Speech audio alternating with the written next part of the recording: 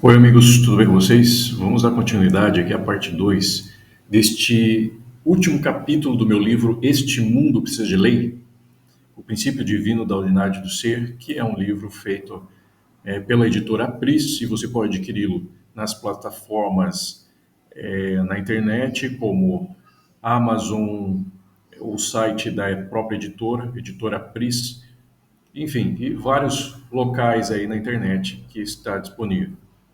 Então vamos dar continuidade que eu estou falando aqui sobre o ser bênção. Falei sobre o ter e sobre o ser na primeira parte. Seria interessante você observar lá a primeira parte, onde eu falo bastante sobre a Torá, dando essa introdução. E aqui, então essa importância de ser benção e não apenas ter benção. Quero continuar aqui na página 247. Digo assim: se nos remetemos ao conto do Gênesis, o homem, antes da queda, no jardim do Éden, estava nu, desprovido de bens e em um estado de satisfação do ser. Mas a partir do momento em que ele saiu do prumo da Torá, ou seja, da instrução paterna, que foi orientado ali a ele, se você for ver em Gênesis 2:17, a Torá divina, a instrução paterna, daquela voz que passeava no jardim, diz: desfrute, coma livremente de todas as árvores do jardim, mas do conhecimento do bem e do mal, não. Essa é uma instrução paterna. Você, dentro de algumas interpretações, era para o homem não comer do conhecimento da árvore do conhecimento do bem e do mal naquele momento. Talvez em outro momento, quando estivesse mais maduro, ele pudesse comer. Mas a instrução foi essa: não saia deste lugar, desse limite que foi colocado. Coma livremente de tudo, mas o homem e a mulher saíram dessa instrução, dessa Torá paterna. E ele começou a ter uma percepção alterada, dando-lhe a visão de que estava nu, necessitado do ter. E ele respondeu, lá em Gênesis 3, 10, 11: ouvi a tua voz no jardim, e porque estava nu, tive medo e me escondi. Perguntou-lhe Elohim, que é uma palavra usada para Deus no hebraico. Literalmente, essa palavra Elohim vem da raiz El, que é poder. Elohim seria poderes, ou o grande poder, ou poder absoluto. Então, perguntou-lhe Elohim, que é o texto hebraico. Depois foi traduzido para Deus, no latim. E disse: quem te fez saber que estavas nu? Comeste da árvore que te ordenei que não comestes? Então, a partir do momento que Adão e Eva saem de debaixo dessa instrução paterna que é a Torá, ele descobriu algo. Ele percebeu que estava nu. Estar nu, simbolicamente, pode trazer a ideia de estar necessitado ou de falta de algo. Ou seja, ele começou a perceber: está faltando alguma coisa. Estou necessitado de alguma coisa. Estou em falta. Ele saiu da plenitude, ele saiu da integridade, ele saiu do shalom. Se a gente for olhar a palavra shalom, que comumente é visto como paz, mas a raiz desta palavra é shalem, que significa inteiro, íntegro. Interessante que quando Deus fala para Abraão, no texto que diz para Abraão ser perfeito, essa palavra perfeito é uma outra palavra que fala sobre integridade, plenitude, que é tamim. Seja inteiro, seja pleno na sua vida, no seu caminho, na sua missão.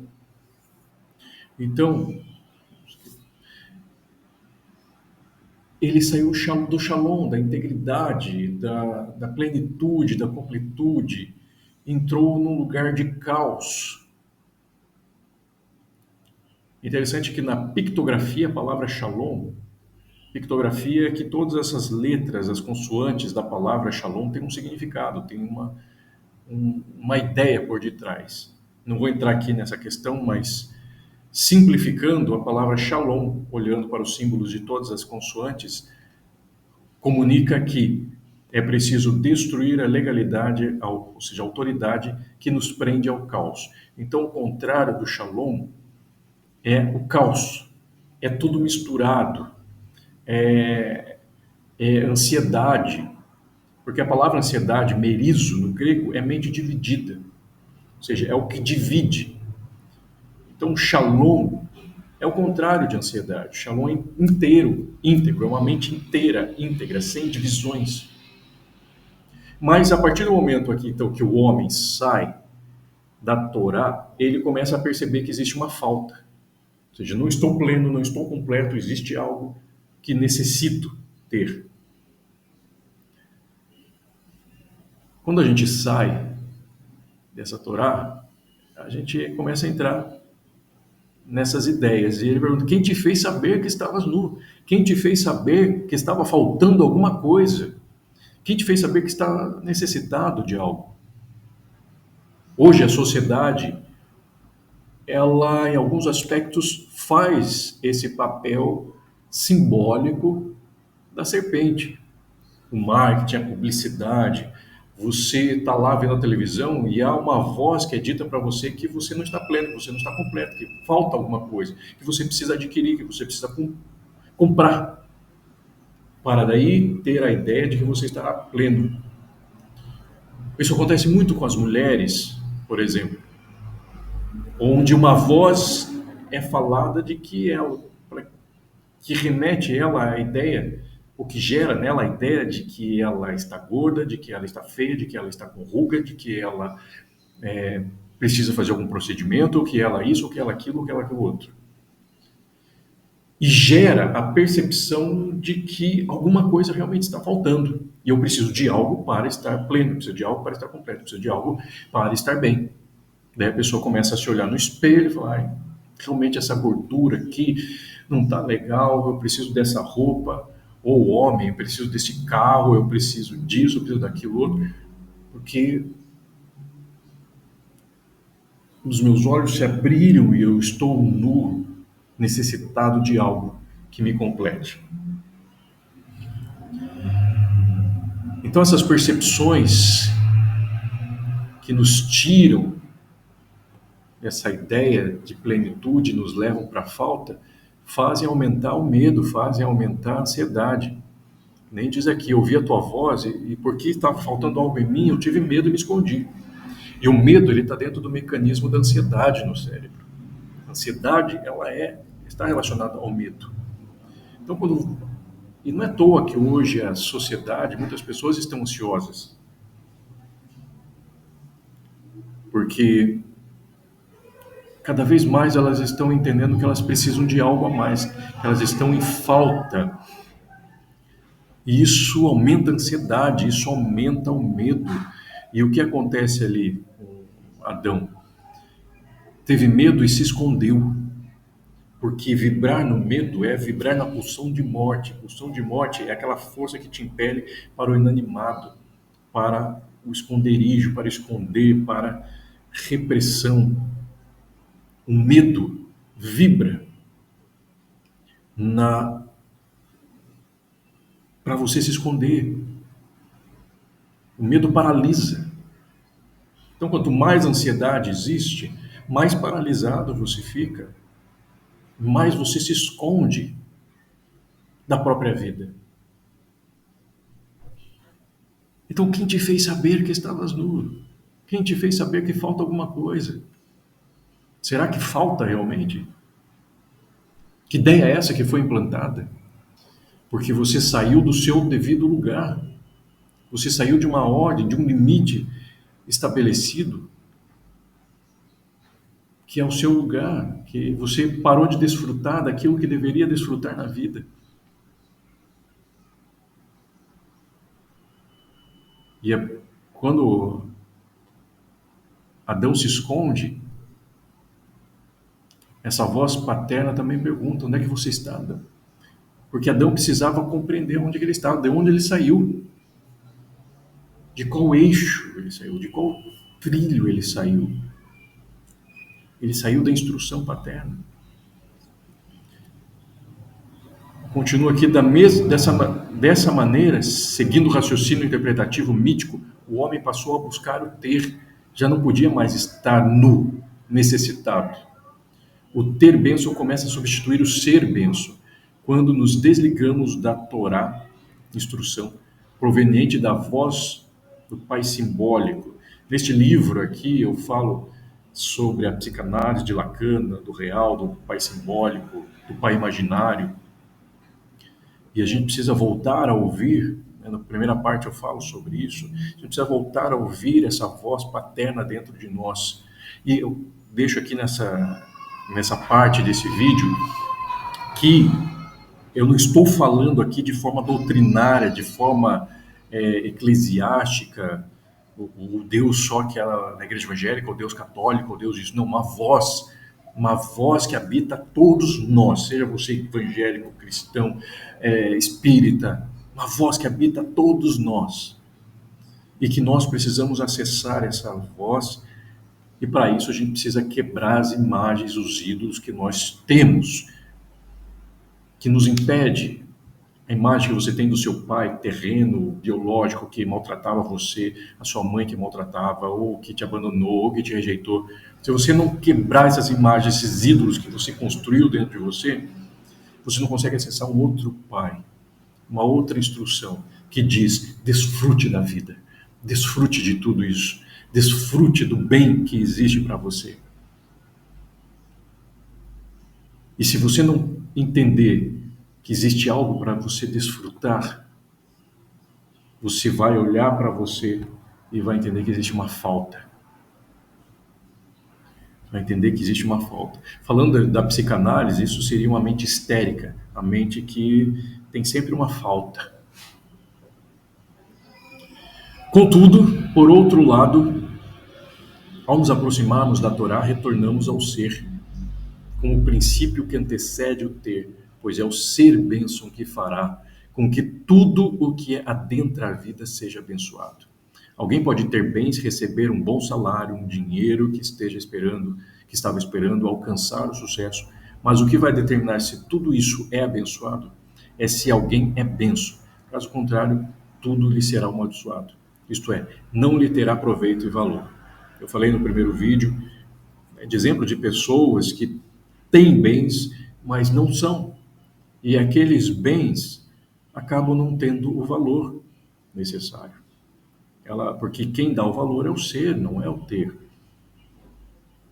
Em semelhança, escreve o sábio, a posse antecipada de uma herança, no fim não será abençoada. Provérbios 20, 21. Nessa fala temos uma herança que aparentemente deveria ser abençoada. Entretanto, percebemos que quando a herança é antecipada, ela não será abençoada. Por quê? Porque aquele que a recebe ainda não está pronto para recebê-la. Ainda não se tornou bênção para que possa usufruir dela, tornando-a abençoada. Nesse ponto, o ser bênção associa-se com a maturidade, isto é, somente aquele que experienciou e passou pelos processos da vida, absorvendo os ensinos e as instruções de cada situação, torna-se bênção para abençoar. Esses provérbios aqui, ser bênção tem a ver com maturidade, e a maturidade vem pelo experimento da vida. Por você ter compreendido essas instruções paternas. E por isso eu convido você, talvez esteja meio vago, se você não viu a primeira parte, veja a primeira parte do vídeo para que você entenda melhor o contexto aqui. Então essa maturidade, ela fala de sair do estado infantil. Sair dos estados da infância, onde você não tem uma compreensão dos devidos limites da vida. Você vive em outra instância. Quando você vai sendo experimentado pela vida, quando você vai passando por situações em que a vida vai te processando e vai levando você a determinadas crises para que você atravesse de fases e alcance a maturidade necessária, você vai tornando-se benço. E a Torá, ela é uma instrução pedagógica. Por isso que ela vai te ensinando. Ela vai te ensinando. Você precisa passar por isso para ser benço. Porque senão você tem herança, você tem bens, mas você não sabe o que fazer com isso. A gente pode até trazer a imagem do filho pródigo, a parábola do filho pródigo, que recebe a sua herança, pede para o papai, eu quero curtir a vida, eu quero a herança que é minha por direito. E o pai dá para ele e ele sai e vai para a vida. Só que ele não tem a maturidade. Ele não é bênção. Então, a herança passa a ser amaldiçoada. Ele gasta tudo, fica sem nada e retorna para casa do pai. Em Gênesis, há um texto que pode nos ensinar algo sobre o processo de maturidade para se tornar bênção. Vejamos. Aqui a voz divina fala para Abraão: e far-te-ei uma grande nação, e abençoar-te-ei, e engrandecerei o teu nome, e tu serás uma bênção. Gênesis 12, 2. Aqui a palavra divina sobre Abraão é ser bênção. Tu serás uma bênção. Ele é convocado a sair de Ur dos Caldeus para seguir em direção a Canaã. A história diz que Abraão estava com sua família, Tera, seu pai, mas sua família parou em Ur dos Caldeus, que é uma região babilônica, o Império Babilônico. E ele ouve a voz dizendo: Abraão, sai da tua casa, da terra, da tua parentela, e continua o caminho. Ele é convocado por essa voz. Nisso Deus lhe diz que irá abençoá-lo, porém, notemos que o abençoar está enfatizado em tornar Abraão uma grande nação, no sentido de multiplicar a sua memória e a sua descendência. Em outras palavras, o ser de Abraão seria expandido. Como isso se daria? Pelo engrandecimento do seu nome. A palavra hebraica usada para engrandecerei é vagadlah, no sentido de crescer. Sob essa forma de ver, utilizando-se dessa palavra, entendo que Abraão torna-se a bênção quando o seu nome passa por um processo de crescimento e aperfeiçoamento. E a palavra nome tem a ver com identidade, tanto no grego quanto no hebraico. No hebraico é Shem, e onoma no grego, que tem a ver com identidade, o ser. Dessa forma, ele tornar-se-ia a benção e não uma benção. E é interessante que no hebraico não há o artigo indefinido. Ou seja, não sou um, eu sou o. Eu não posso ser apenas um no meio de muitos, eu preciso ser o, alguém que sai do meio da multidão e deixa de ser apenas um. Isso é tornar-se o propósito, visto que a palavra propósito no latim é proponere, uma junção de pro, que é a frente, e ponere, que é colocar. Em sua origem, a palavra então significa colocar à frente, expor à vista. E nessa perspectiva, ser o propósito é colocar-se à vista, assim como uma semente que é exposta na superfície, mas que antes disso cresceu para dentro do interior da terra. É interessante, você vê a semente, ela vai crescendo para baixo. Muitas vezes ninguém vê, mas somente depois de um momento que ela começa a ser exposta. Primeiro a gente cresce para dentro. Nessa lógica, se eu sou um homem experimentado que cresceu para dentro e teve um nome, identidade aperfeiçoada, logo torna-me a bênção que será exposta nas relações, nas amizades, no casamento, na empresa e assim por diante. Então, ali quando Deus fala para Abraão, engrandeceria o seu nome, e depois de agradecer seu nome, você será uma bênção. Ou seja, quando a sua identidade crescer, expandir, você passar pelos experimentos, então serás uma bênção. Assim como a semente que cresce para baixo e depois se expõe e alcança o propósito, começa a ser visto para fora, nas relações, nas conversas. Então essa é uma outra parte aí desse último capítulo, que eu quero partilhar com vocês. Ok? É bem interessante o que tiramos de lição aqui. Seja bênção. Seja bênção. Seja benção. E se pergunte: quem te mostrou que você estava nu? Quem te mostrou que existe falta de alguma coisa? Se questione.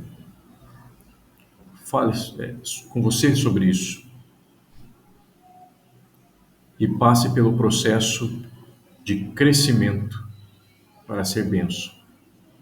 E esse processo de crescimento passa pela instrução, pela Torá, que é uma instrução pedagógica, paterna, que habita-nos. Ok? Então é isso. Um abraço e até o próximo vídeo.